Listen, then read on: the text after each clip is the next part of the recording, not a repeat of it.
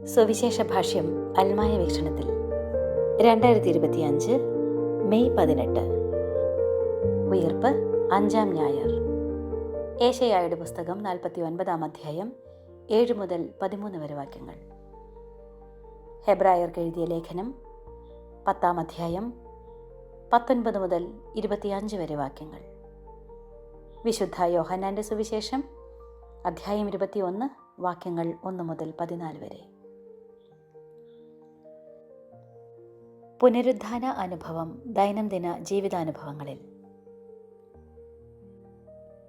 Rachana doctor an Abraham. ആഖ്യാനം Rachin George. ഉയർത്തെഴുന്നേറ്റ ജീവിതത്തിൻ്റെ യാഥാർത്ഥ്യങ്ങളിലേക്ക് നോക്കാൻ ഈ ഞായറാഴ്ചയുടെ വായനകൾ നമ്മെ ക്ഷണിക്കുന്നു. പുനരുദ്ധാനത്തെ ഒറ്റത്തവണ മാത്രം നടന്ന അത്ഭുതമായിട്ടല്ല, മറിച്ച് തുടർച്ചയായ പ്രക്രിയയെ കാണാൻ വചനം നമ്മോട് ആവശ്യപ്പെടുന്നു. ദൈവസ്നേഹം നിരസിക്കപ്പെട്ടവരെ എങ്ങനെ വീണ്ടെടുക്കുന്നു?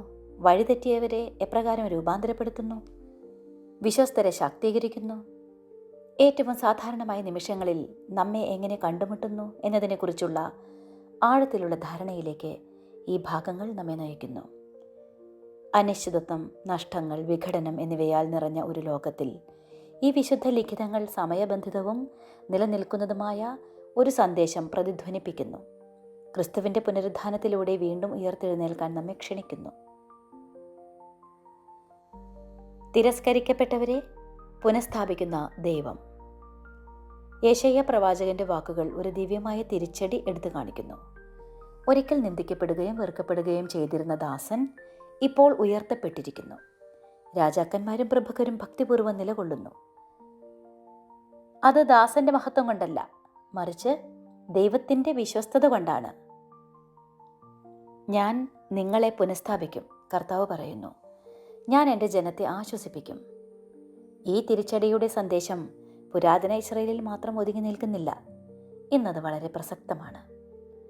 ഉൽപാദനക്ഷമതയോ ജനപ്രീതിയോ ഉപയോഗിച്ച് മൂല്യം പലപ്പോഴും അളക്കുന്ന ഒരു യുഗത്തിൽ പലരും ഉപേക്ഷിക്കപ്പെട്ടവരോ വിസ്മരിക്കപ്പെട്ടവരോ ആയി കാണപ്പെടുന്നു. എന്നാൽ യെശയ്യായുടെ ദൈവം മറന്നുപോയവരെ ഉയർത്തുകയും മരുഭൂമിയിലുള്ളവരോട് ആശ്വാസം പറയുകയും ചെയ്യുന്നവനാണ്. പുതിയ ജീവിതത്തിൻ്റെയും രോഗശാന്തിയുടെയും സന്തോഷത്തിൻ്റെയും വാഗ്ദാനം എല്ലാവർക്കും നീട്ടിയിരിക്കുന്നു. പുനരുദ്ധാനത്തിലുള്ള നമ്മുടെ പ്രത്യാശയുടെ അടിസ്ഥാനം ഇതാണ്. ഒരു സാഹചര്യവും വന്ധ്യമല്ല. ഒരാത്മാവും ദൈവത്തിന് പുനഃസ്ഥാപിക്കാൻ കഴിയാത്ത വിധം തകർന്നിട്ടില്ല. സമാപ്തിയിലൂടെയുള്ള പരിവർത്തനം. സാവൂളിൻ്റെ കഥ. അപ്പസ്തോല പ്രവൃത്തികളിലെ സാവൂൾ അധികാരത്താൽ ആയുധം ധരിച്ച് ക്രോധത്താൽ നിറഞ്ഞവനെങ്കിലും ആ ഇരുട്ടിൽ ആഴമേറിയ ഒരു ദർശനം കാണുന്നു. സാവൂളിൻ്റെ മാനസാന്തരത്തേക്കാൾ കൂടുതലായി അവിടെ നിശിതമായി പരാമർശിക്കപ്പെടുന്നത് അഹങ്കാരം, അക്രമം, ഒളിഞ്ഞിരിക്കുന്ന അജണ്ടകൾ എന്നിവയിൽ കെട്ടിപ്പടുത്ത ഒരു വ്യവസ്ഥിതിയുടെ മുഖത്തേക്കുള്ള ഒരു ദിവ്യപ്രഹരമാണ്. തീക്ഷ്ണതയാലും അധികാരത്താലും നയിക്കപ്പെട്ട സാവൂൾ ശക്തിയും നിയന്ത്രണവും ഉപയോഗിച്ച് ഭയവും അരക്ഷിതാവസ്ഥയും മറച്ചുവെച്ച ഒരു ഘടനയുടെ ഭാഗമായിരുന്നു. എന്നാൽ ദമാസ്കസിലേക്കുള്ള വഴിയിൽ യേശു അവനെ തടഞ്ഞു നിർത്തുകയും അവൻ്റെ കണ്ണുകൾ അന്ധമാക്കുകയും അവൻ്റെ ഹൃദയം തുറന്നു കാട്ടുകയും ചെയ്യുന്നു. ദൈവത്തിൻ്റെ എമർജൻസി അലാറം കാൾ ആയിരുന്നു അത്. സാവൂളിന് മാത്രമല്ല, സത്യത്തെ നിശബ്ദമാക്കുന്നതിനിടയിൽ വ്യവസ്ഥകളുടെയും സ്ഥാനപേരുകളുടെയും പ്രത്യക്ഷതകളുടെയും പിന്നിൽ ഒളിച്ചിരിക്കുന്ന എല്ലാവർക്കും. ഇന്ന് സത്യം പലപ്പോഴും കുഴിച്ചിടുകയും തെറ്റുകൾ മറയ്ക്കുകയും ചെയ്യുന്ന ഒരു ലോകത്ത് ഈ ഭാഗം ഒരു പ്രവചന കണ്ണാടിയാണ്. ക്രിസ്തു ഒളിച്ചിരിക്കുന്നവരെ നേരിടുന്നു, മുഖംമൂടികൾ അഴിച്ചു മാറ്റുന്നു, ഏറ്റവും കടുത്ത എതിരാളിയെ പോലും പരിവർത്തനത്തിലേക്ക് ക്ഷണിക്കുന്നു. നമ്മുടെ അന്ധതയെ തടസ്സപ്പെടുത്താനും നമ്മുടെ നിശബ്ദത തകർക്കാനും നമ്മെ സ്വതന്ത്രരാക്കുന്ന സത്യത്തിലേക്ക് നമ്മുടെ കണ്ണുകൾ തുറക്കാനും നമുക്ക് ദൈവത്തെ അനുവദിക്കാം. യേശു സാവൂളിനെ കുറ്റം വിധിക്കുന്നില്ല, മറിച്ച് അവനോട് ചോദിക്കുന്നു, നീ എന്തിനാണ് എന്നെ പീഡിപ്പിക്കുന്നത്? ഇത് ഒരു ആഴമേറിയ സത്യം വെളിപ്പെടുത്തുന്നു.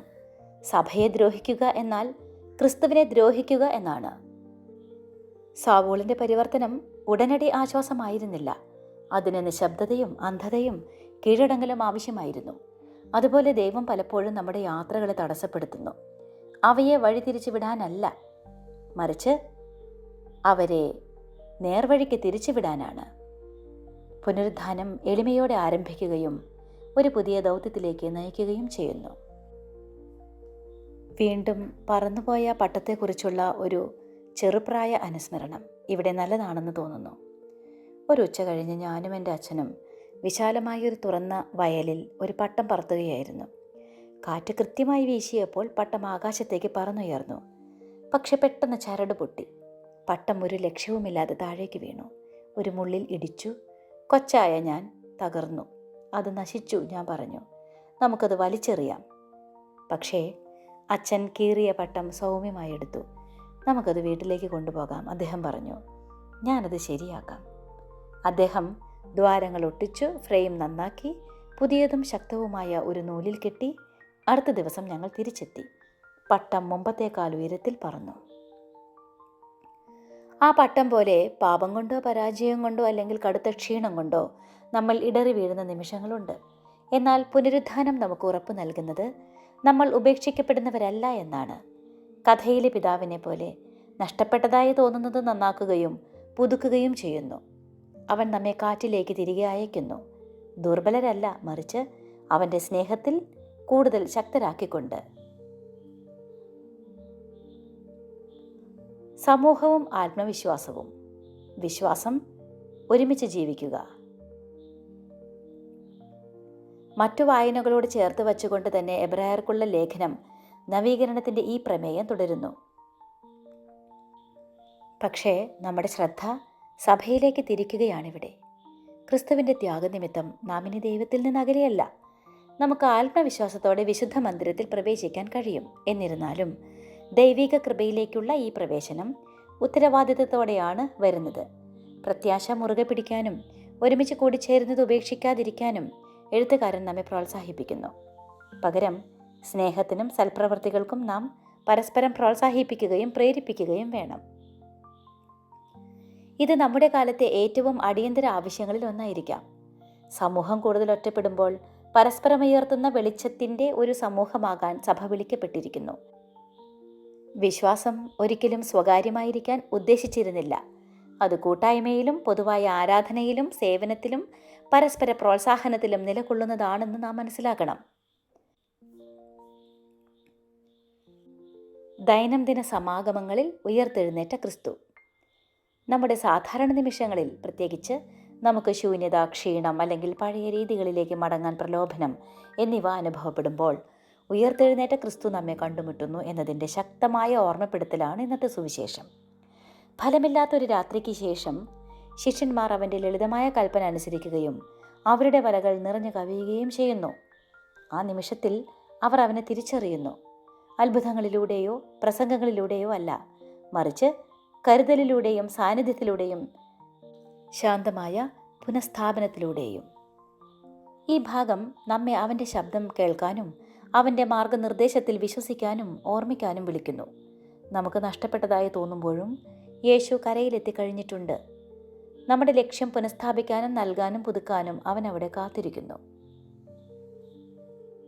ഇവിടെ നാം ഉയർത്തെഴുന്നേറ്റ യേശുവിൻ്റെ ആർദ്രത കാണുന്നു. അവൻ ഗാംഭീര്യത്തോടെയല്ല, സൗമ്യതയിൽ പ്രത്യക്ഷപ്പെടുന്നു. അവൻ ശാസിക്കുന്നില്ല, മറിച്ച് പ്രഭാത ഭക്ഷണം തയ്യാറാക്കുന്നു. ഇതാണ് ഏറ്റവും എളുപ്പത്തിൽ ലഭ്യമാകുന്ന പുനരുത്ഥാനത്തിൻ്റെ യഥാർത്ഥ അർത്ഥം. ദൈനംദിന ജീവിതത്തിൽ ക്രിസ്തു നമ്മെ കണ്ടുമുട്ടുന്നു. അവനെ വിശ്വസിക്കാനും അനുസരിക്കാനും തിരിച്ചറിയാനും സൗമ്യമായി വിളിക്കുന്നു. പലപ്പോഴും ലൗകികമായ കാര്യങ്ങളിൽ, അടുക്കള മേശയിൽ നടക്കുമ്പോൾ, ദുഃഖത്തിൻ്റെ നിശബ്ദ ഇടങ്ങളിൽ അവനെ ശ്രദ്ധിക്കുന്നതിൽ നാം പരാജയപ്പെടുന്നു. എന്നാൽ അവിടെയാണ് അവൻ കാത്തിരിക്കുന്നത്. ആവശ്യപ്പെടാനല്ല, മറിച്ച് നമ്മെ പോഷിപ്പിക്കാനും ശുപാർശ ചെയ്യാനും.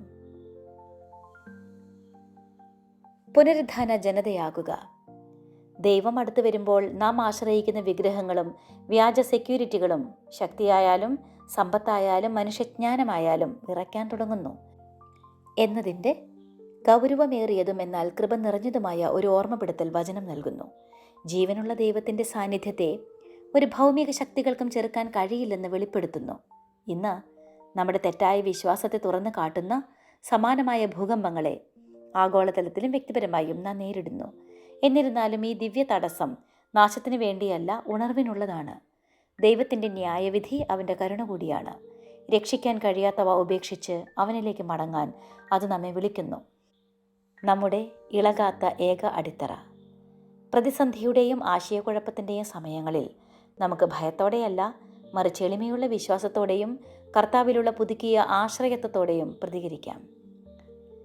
നമ്മൾ വീണുപോയാലും ദൈവത്തിന് നമ്മെ വീണ്ടെടുക്കാൻ കഴിയുമെന്ന് വിശ്വസിക്കുക എന്നതാണ് ഇതിനർത്ഥം. നമ്മെ വെല്ലുവിളിക്കുകയും മാറ്റുകയും ഒടുവിൽ നമ്മുടെ യഥാർത്ഥ വിളിയിലേക്ക് നമ്മെ നയിക്കുകയും ചെയ്യുന്ന കണ്ടുമുട്ടലുകളിലേക്ക് നമ്മെ തന്നെ തുറക്കുക എന്നതാണ് ഇതിനർത്ഥം. നമ്മുടെ വിശ്വാസ സമൂഹത്തിലേക്ക് ചാഞ്ഞു നിൽക്കുകയും സ്നേഹത്തിനും നല്ല പ്രവൃത്തികൾക്കും സ്വയം സമർപ്പിക്കുകയും ചെയ്യുക എന്നതാണ് ഇതിനർത്ഥം.